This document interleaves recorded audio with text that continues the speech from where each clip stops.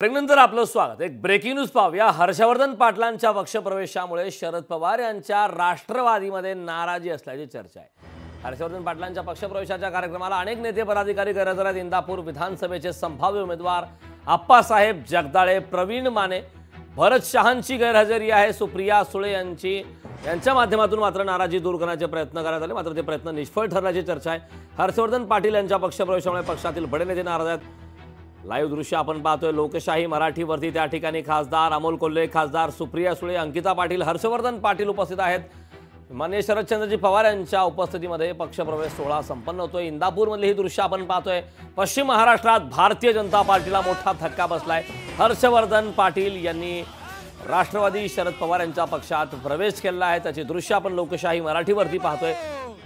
त्या ठिकाणी शरद पवार यांच्या उपस्थितीमध्ये हा पक्षप्रवेश सोहळा संपन्न होतोय। खासदार सुप्रिया सुळे, खासदार अमोल कोल्हे, विजयसिंह मोहिते पाटील देखील त्या ठिकाणी आहेत। लोकशाही मराठी ऐका, पहा, जागरूक रहा।